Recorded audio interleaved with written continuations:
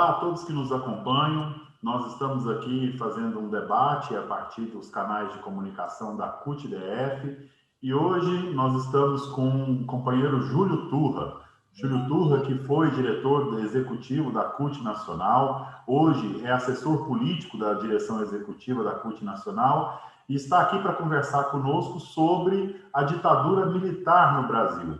Esse período que iniciou em 64 e o movimento sindical teve um papel importantíssimo na luta pela redemocratização do Brasil e o próprio Júlio Turra foi um grande personagem desse processo, inclusive porque chegou a ser um dos presos políticos, né, Júlio? Muito obrigado por estar aqui. Um abraço a todos, uma satisfação estar com o pessoal do DF, CUT-DF, sindicatos da região. Estamos aí. Júlio, Estamos aí para alimentar esse debate sobre o nefasto período da ditadura militar no Brasil. Como é que foi essa sua participação específica, pessoal? Você foi preso pela ditadura, né, Júlio? Quando houve o golpe em 64, eu era moleque, né? Eu tinha 11, 12 anos de idade. Meu pai era janguista, apoiava o Jango, ouvia tudo pelo rádio, aqueles radião que ficavam em cima da mesa, né? Cheguei a ver pessoalmente o Jango, minha mãe me levou uma vez no Ibirapuera, em São Paulo, eu sou paulistano, né? O cara pálido, me chamou a atenção que ele era pálido. Mas com 15 anos eu já estava no movimento secundarista, né? Participei das passeatas de 68, a baixa ditadura, tive naquela famosa passeata da camisa sangrenta que o Zé Dirceu levantou em cima de um carrinho de som, depois da Batalha da Maria Antônia, entre a extrema-direita do CCC, Comando de Caça aos Comunistas, e a estudantada do movimento estudantil. Depois veio os anos de chumbo a partir do AI-5, né? De 1968. Não entrei na luta armada, não era minha praia era trabalho de massa.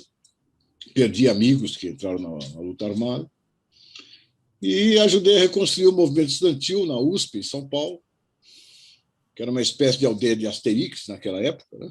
Movimento operário, só trabalho de clandestino ultra de formiguinha, né? No movimento estudantil havia uma maior liberdade de ação, então fui protagonista dessa época, ao lado de centenas de companheiros que seguiram na carreira política, outros viraram artistas, músicos, escritores, intelectuais, uma boa geração aquela dos anos 73 a 80, por aí. Entrei no movimento sindical, já no movimento estudantil fui preso 2 vezes, fichado do DOPS. Eu dava aula, né, para cobrir o meu orçamento de estudante, e entrei em lista negra, fui perseguido, não conseguia aula, arrumava por 3 meses, era demitido. O que me levou a reclamar anistia. Fui anistiado, veja você, no ano do centenário da Revolução Russa, 2017, no dia 8 de março, Dia Internacional da Mulher Trabalhadora. E depois que entrou a Damares, cassaram minha anistia. Está tudo pendente lá, não recebi um tostão ainda da anistia. De qualquer maneira, participei ativamente da reconstrução do movimento estudantil e do movimento sindical, desde o período pré-histórico da CUT, né? Os encates, encontros nacionais da classe trabalhadora. Antes dos encates, ENTOIs, Encontro Nacional de Trabalhadores e Oposição à Estrutura Sindical, que a origem da CUT está aí, a oposição à estrutura sindical oficial, controlada pelo Ministério do Trabalho, unicidade sindical, imposto sindical, financiamento público, sindicato, estatuto era padrão, primeiro artigo, é órgão de colaboração com o poder público. Assim era definido o sindicato no Brasil. Contra isso nasceu a CUT. E desde do conclate da Praia Grande em 81 até o conclate de 2019, comecei e terminei minha trajetória de dirigente da CUT na Praia Grande, veja você. Pois é, né? 22 anos tive na Executiva Nacional. Mas na época da ditadura, nós tivemos um trabalho espetacular. Foi o movimento sindical, o movimento dos trabalhadores, a partir das grandes greves do ABC, que efetivamente sacudiu os alicerces da ditadura militar, né? Acelerou a sua decadência e, finalmente, a sua queda em 85. Pois é, Júlio. E hoje vivemos um governo recheado de militares, né? um governo extremamente autoritário, com um discurso que enaltece, o presidente faz um discurso que enaltece o período da ditadura, enaltece a tortura que aconteceu nesse período, mas você enxerga semelhanças entre o período propriamente dito da ditadura com o momento atual político do Brasil? Bom, do ponto de vista do que era o Brasil à época, do que é hoje, muito diferente. Mas tem alguns elementos de continuidade. Como é que se deu o final da ditadura militar? Se deu com a Constituinte, né? Do ponto de vista político e institucional, com a Constituinte. O que rompe... Terminou seus trabalhos em 88. Em 85, formalmente acaba o regime militar, mas a Constituição é deixada pelos milicos. A carta promulgada, né? Foi fruto de nenhuma Constituinte, em 87. E que foi, em 77, e que foi emendada várias vezes, inclusive com o AI-5, 78, que fechou o regime de vez. O regime começou a reabrir a partir de 73, 74, com o Geisel. Aliás, foi a última vez, 77, né, que um presidente da República, no caso era um milico, era o Geisel, demitiu o chefe do Estado-Maior, né? Agora foi o Bolsonaro que demitiu. Só que, na época, o Geisel queria uma abertura lenta, segura e gradual, e o Silvio Frota, que era o linha dura, que era o chefe do Estado-Maior do Exército, não queria abertura. Agora o sinal parece invertido, né? Pois é. Parece invertido. O cara que foi demitido não queria se meter tanto quanto o Bolsonaro gostaria na defesa do governo Bolsonaro politicamente, né? Agora, os milicos que foram criados como oficiais no período da ditadura militar nunca sofreram qualquer consequência dos atos que cometeram durante a ditadura. Nunca foram punidos por tortura, aliás, foram anistiados, né? Tortura, que é um crime do Estado, né, gente? Foi colocado em pé de igualdade com um jovem idealista que pegou em armas para combater a ditadura, todo mundo anistiado igual. Exato. Os privilégios dos milicos foram mantidos. É bom lembrar que a Constituição atual, promulgada pela Constituinte, manteve entulhos da ditadura, inclusive o famoso artigo 142, que volta e meia volta à tona aí, que o poder do Estado pode convocar as Forças Armadas para garantir a lei e a ordem. Na época, o PT e a CUT, que foram responsáveis por vários aspectos dos capítulos sociais democráticos da Constituição, rejeitaram a obra no seu conjunto, dizendo, escuta, o Centrão, na época já chamava Centrão, Rodrigo, o Centrão pegou as nossas bandeiras, assimilou algumas, fez um remendão por cima e não alterou estruturalmente o Brasil. A propriedade de terra continuou igual, não foi feita nenhuma reforma agrária, né? A estrutura sindical foi meio remendada, porque manteve o imposto sindical e a unicidade, né? Os crimes da ditadura não foram punidos, e quando a Dilma ousou criar a Comissão da Verdade, todos aqueles milicos saudosos da ditadura, anistiados pela Constituinte, começaram a se incomodar e jogaram um papel, inclusive, num golpe que depois a Dilma. Tudo isso porque o Brasil queria fazer uma reconciliação com o próprio passado, né? Pois é. Não, para eles era inadmissível, a maior provocação. Nos dois períodos do Lula, até que eles não se estranharam muito com o Lula. Cumpriram seu papel institucional. Quando a Dilma sacou a Comissão da Verdade do coldre, aí os caras... Mas acho que uma das ofensas que eles viam era que a própria Dilma era uma inimiga do regime. Claro, claro. Porque o conceito das agulhas negras, né, da Escola Superior de Guerra, é da guerra interna, né? Tem um inimigo interno, que é o povo brasileiro, ou o setor do povo brasileiro que tem consciência e que luta pelos interesses da maioria. Esse é o inimigo interno. Então, infelizmente, as nossas Forças Armadas não passaram por nenhum processo de democratização, enquanto o Brasil se redemocratizava de algum modo, né? E hoje isso gerou uma casta militar que teve os seus abortos. Bolsonaro é um aborto. O Bolsonaro foi expulso do exército, todo mundo sabe, era um cara indisciplinado, mas que alimentou esse revanchismo, né, das viúvas da ditadura, e que se expressa a presença de 6.500 milicos no governo Bolsonaro. Não é um governo ditatorial, foi eleito pelo povo, enganado porque o cara era antissistema, imagina, a parte mais podre do sistema. Mas o fato é que tem similaridades, embora eu não acho que está na hora do dia imediatamente, apesar de toda a crise brutal, histórica, a maior já vivida pela história do Brasil, que é a combinação da crise econômica, política e institucional com a pandemia, não vejo o golpe militar na esquina. Mas tem as viúvas da ditadura que não foram punidas e continuam agindo, né?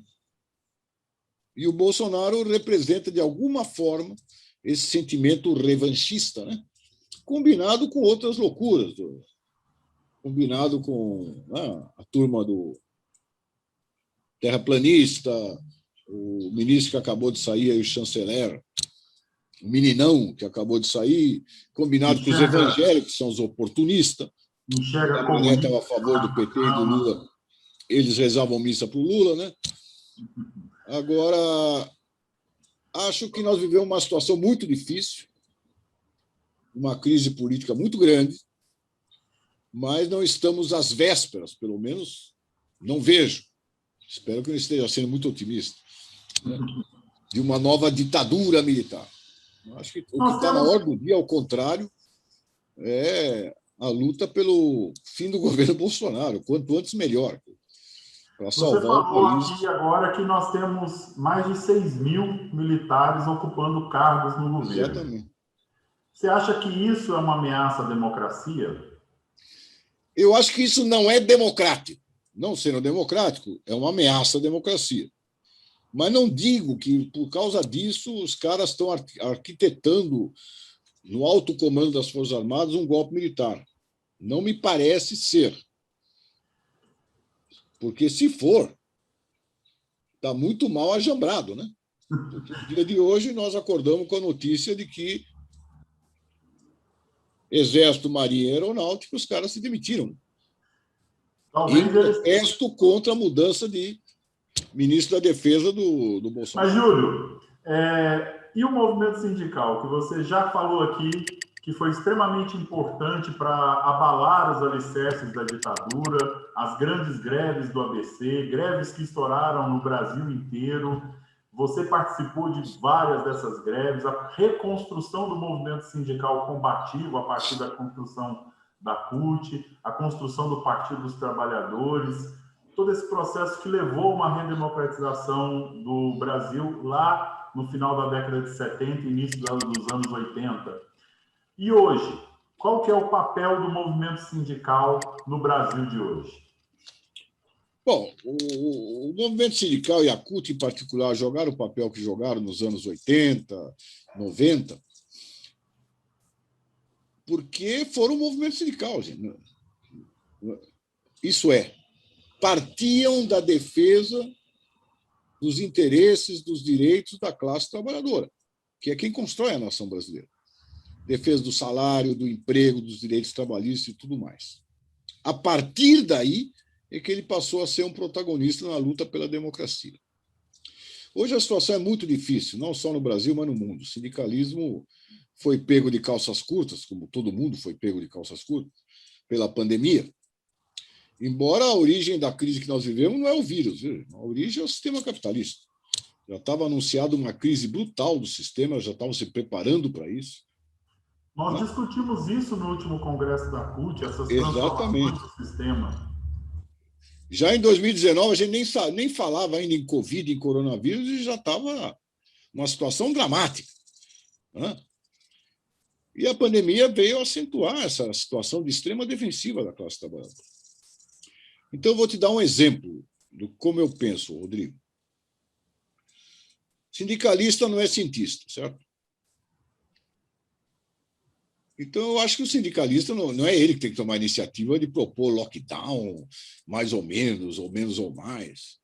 Agora, se o cientista que entende do assunto propõe, qual deve ser a reação do sindicalista? Ok, vamos ouvir a voz da ciência. Agora, a condição número 1 para ter qualquer tipo de fechamento da economia no Brasil é comida na mesa do povo trabalhador. Se não, gente, qual é o resultado? Aqui no Brasil não tem nada. Aqui é uma confusão. Há mais de um ano, o governo é negacionista, os governadores de estado, cada um faz de um jeito, os prefeitos, cada um faz de um jeito, cada cidade do país aplica a vacina de acordo com o que acha que tem que aplicar, não tem um plano nacional. Agora, em todo lugar, falta comida na mesa do trabalhador. E não fui eu que falei, hein? Foi um cara que ganhou o Prêmio Nobel da Paz esse ano, cientista, que falou, olha, está todo mundo preocupado com a pandemia da Covid, mas a grande pandemia que vai vir vai ser a da fome. Em função das medidas tomadas pelos governos para defender os capitalistas, as empresas, né, e dar merreca para o povo, a fome está se ampliando. No Brasil, hoje, o problema é a fome, gente. Como é que você vai chegar para um trabalhador informal e falar, fique em casa? Tem que pagar para o cara ficar em casa. A primeira exigência que o sindicalista tem que levantar é da ajuda emergencial. É os R$600. Devia ser mais, devia ser um salário mínimo.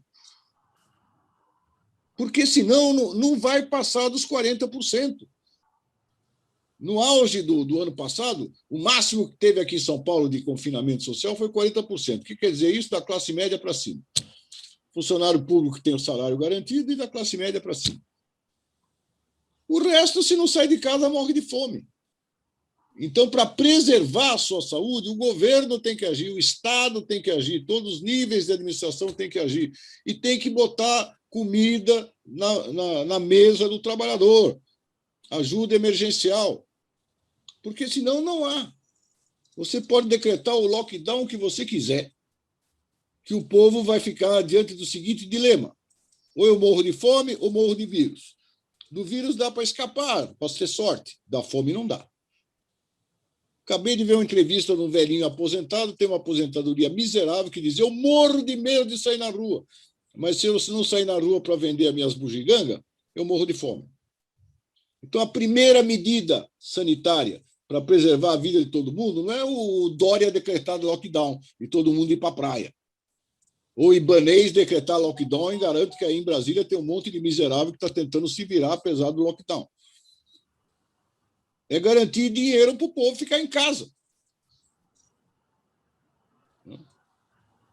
Infelizmente, hoje em dia, os sindicatos falam muito mais em lockdown do que ajuda emergencial. Eu inverteria a equação. Minha primeira exigência é dinheiro na mão dos trabalhadores. Fábrica fecha, por exemplo. Ah, não, eu vou fechar porque eu estou preocupado com a pandemia.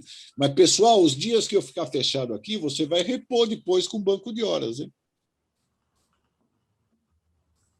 Pessoal, eu vou fechar, por causa que estou preocupado com a pandemia, vocês estão pedindo para fechar, eu vou fechar, mas nós vamos reduzir o tal rendimento não sei o quê.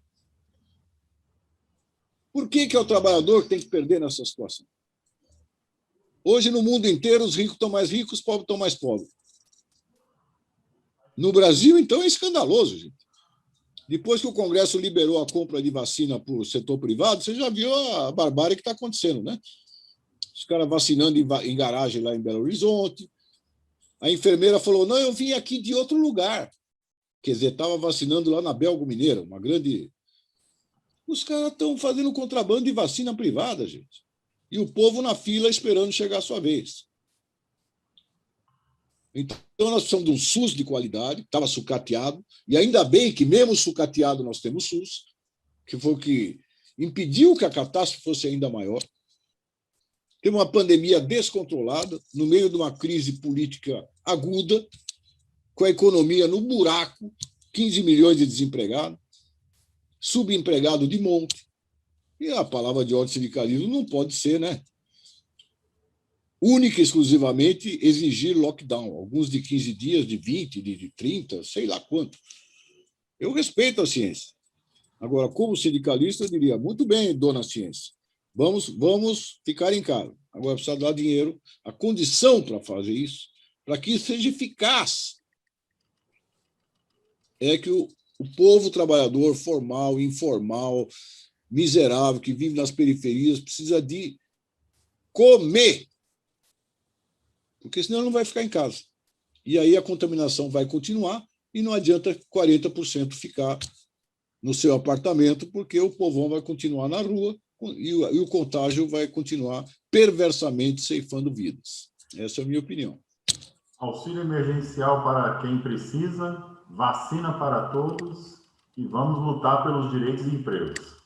E a primeira medida sanitária e política é abreviar o mandato desse celerado que está aí no poder, né? Que é o maior obstáculo para um enfrentamento racional a essa pandemia. Não só do Brasil, mas do mundo inteiro, né, inclusive. É verdade. Júlio, quero agradecer demais você ter participado aqui conosco, se disposto. E eu quero deixar um abraço para todos vocês. Muito obrigado e seguimos em frente. A luta continua. Vamos que vamos, Rodrigo. Um abraço. Um abraço a todos.